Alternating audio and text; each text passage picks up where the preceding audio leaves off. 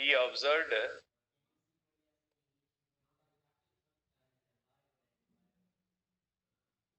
production of heat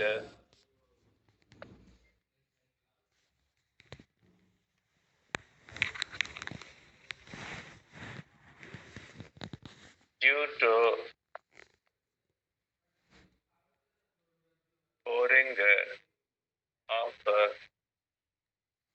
Kennan muscle.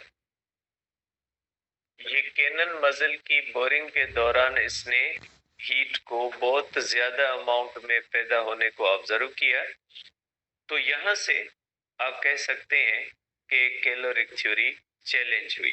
आप कह सकते हैं कि count Rumford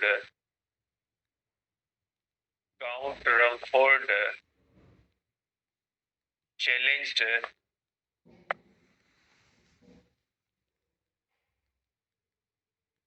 caloric theory of heat।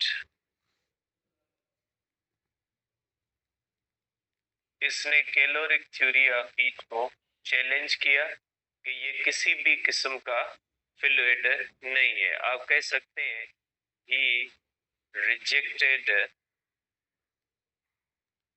The concept of heat as fluid.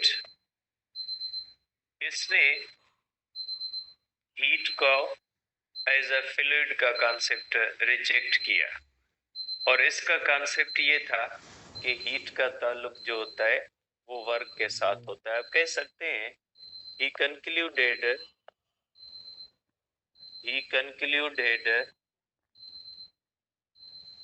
that heat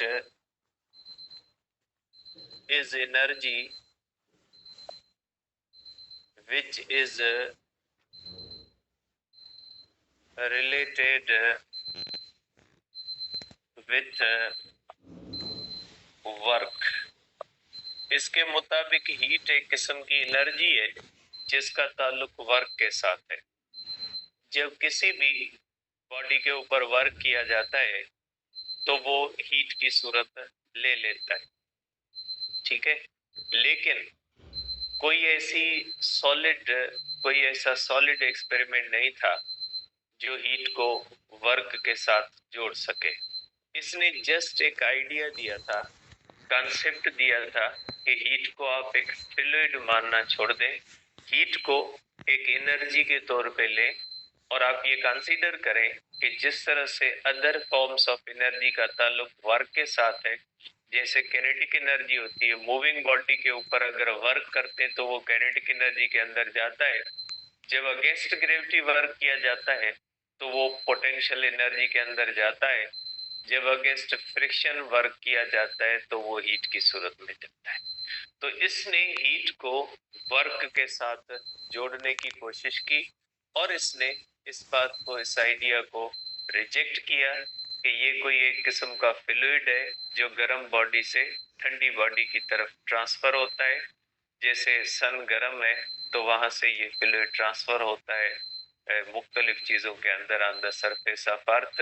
इस चीज को इसने रिजेक्ट किया कि ये किसी भी किस्म का फ्लूइड नहीं है, इसको आप एनर्जी माने और इसका ताल्लुक वर्क के साथ माने। जब वर्क किया जाता है तो ये हीट पैदा होती है, ठीक है।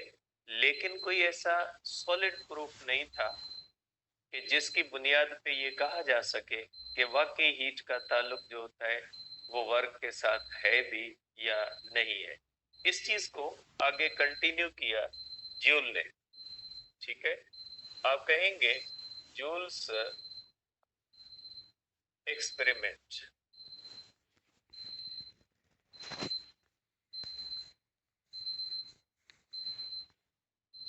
अब जूल ने क्या किया कि एक एक्सपेरिमेंट किया कि वाकई हीट का ताल्लुक वर्क के साथ है या नहीं है, ठीक है।